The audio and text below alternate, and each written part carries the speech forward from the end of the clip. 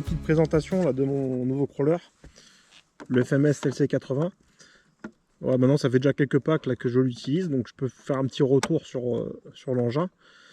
Donc celui-ci c'est le modèle Pro, donc il est un petit peu plus équipé que le FMS classique, le LC80 classique, pardon. Voilà, d'origine il a les pompes portiques, ce qui est pas mal, surtout en mode balade. C'est vraiment une super machine, j'en suis super content. Alors, il a les pompes portiques, il a les pompes donc débloquables avant-arrière, la boîte de vitesse. Il est équipé de protection de pont en laiton, d'origine pareil, contrairement au modèle classique. Voilà. Il a un cerveau 25 kg, alors, je ne sais pas si on va le voir à la vidéo. Cerveau 25 kg digital. Donc apparemment donc, il y a une meilleure réponse à la commande. Et c'est vrai qu'il est vachement réactif. Je vous montrerai un petit peu là, en fin de vidéo. Là, j'ai fait un petit montage où on le voit un petit peu en action. Tac. Voilà l'éclairage. Donc les feux avant, les feux arrière. Donc là c'est moi qui ai fait une modif au niveau du câblage, que d'origine il a juste l'éclairage à l'avant. Et les feux arrière s'allument quand on recule. Bon, c'est un petit peu bête. Donc du coup j'ai fait la modif là au niveau du câblage pour les avoir allumés en permanence. Voilà. Donc on peut évidemment les commander à la radio. Voilà.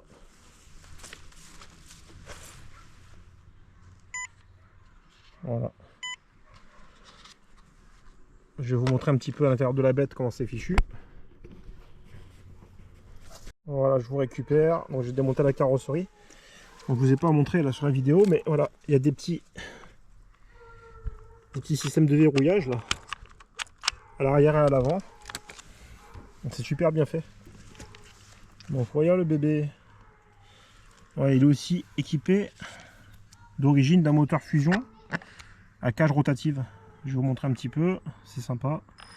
Voilà, il y a la cage qui tourne quand on avance. Et ça permet vraiment d'avoir un ralenti, regardez. C'est super beau à voir évoluer. Il n'y a aucun à-coup.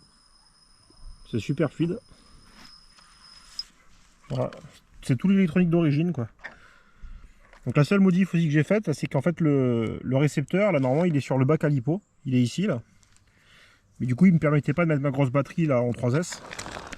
Donc j'ai juste déplacé l'emplacement là du récepteur. Pour pas que ça me gêne. Voilà, on voit les servos donc pour la boîte de vitesse. Pour le blocage, déblocage des ponts. Et ce qui est sympa aussi, c'est qu'on peut bloquer et débloquer les ponts. Donc comme sur les Traxa, c'est sur d'autres modèles. Mais le petit plus qu'il a par rapport à d'autres modèles, c'est qu'on peut aussi débloquer entièrement le pont avant ou le pont arrière. Voilà, c'est-à-dire le passer en traction, en propulsion. Voilà, traction, propulsion. Donc c'est pour ça qu'il y a 4 petits micro-servos là, de chaque côté là. Donc pour le blocage des ponts, indépendamment, et le passer en traction, en propulsion. Voilà. Là pareil, c'est super bien étudié. Bon, vous avez vu un peu le passage des câbles, c'est super propre. Franchement, il n'y a rien à redire sur la qualité. Voilà. Tout est protégé par de la gaine. Le cheminement est super propre. Et pour la carrosserie, ici pour le système d'éclairage, on a un petit système là. Voilà, de contact. Hop là, je vais retourner la carrosserie. Voilà. Ça fait contact ici là. Et au moins quand on déclipse la carrosserie, on n'a pas tous les câbles qui pendent. C'est super astucieux. Voilà pareil, regardez un peu le passage des câbles là. C'est super propre. Tout a été bien fait.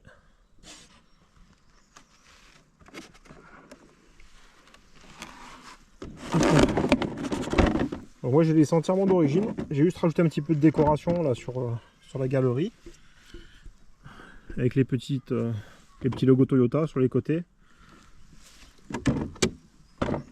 Pareil à l'arrière. Voilà.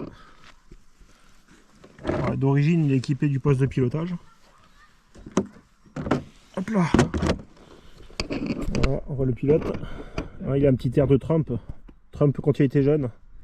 Bon, c'est à la mode, il paraît. Voilà. Donc là, ça par contre, je vais essayer de le reprendre un peu à la peinture.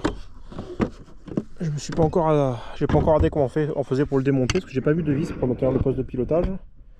Mais je vais le démonter, le repeindre, pour faire un truc un peu plus réaliste. Je reviens un petit peu sur le châssis. Ouais, les suspensions sont vraiment super top, regardez. C'est vraiment tout smooth. Pareil pour l'arrière. Voilà, regardez un peu.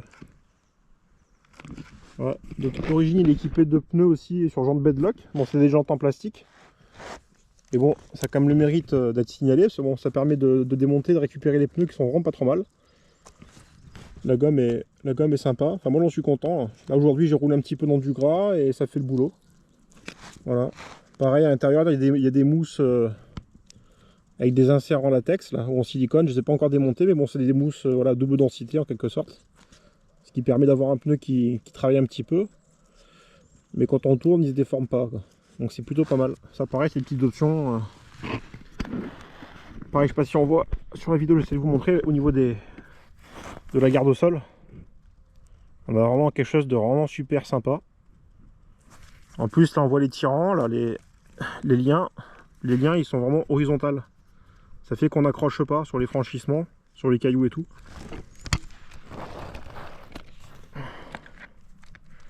Voilà, c'était pour vous faire un petit retour sur le véhicule.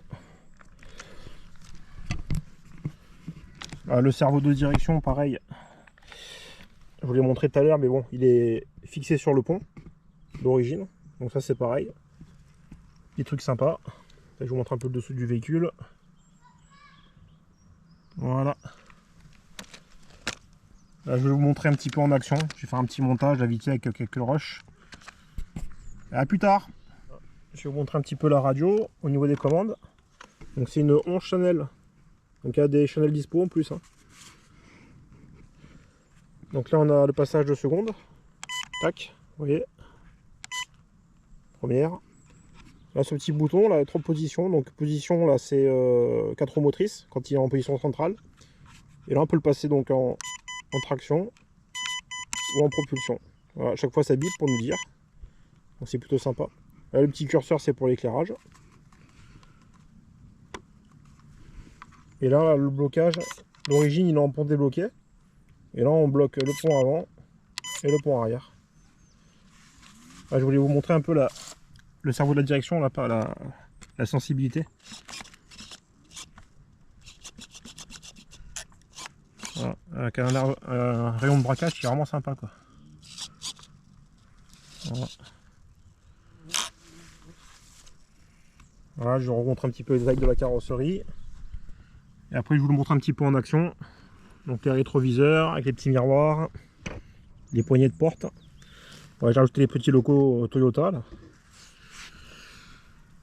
Faut que je trouve des pas d'immatriculation là, pour mettre ici à l'arrière. Puis pareil, il y a la position à l'avant. Logo Toyota. Petite échelle aussi. La galerie de toit. Le snorkel. Les rétros. Les feux voilà, sur la galerie qui sont fonctionnels également. On va regarder un peu la calandre. Bon, franchement, un super scale, j'en suis super content. Et il est super beau à avoir évolué. Allez, à bientôt.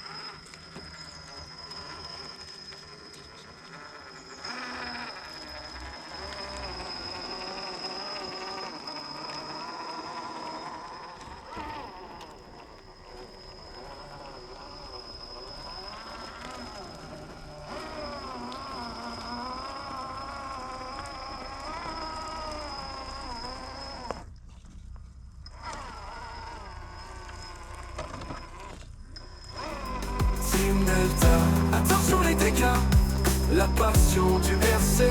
L'aventure des copains, la recette idéale. Franck le patron, le cerveau en ébullition pour nous proposer de nouvelles aventures. Serge toujours là pour la rigolade, de la gentillesse à l'état. Stéphane la farce tranquille, toujours présent quoi qu'il arrive. Un pilier sur qui on peut compter.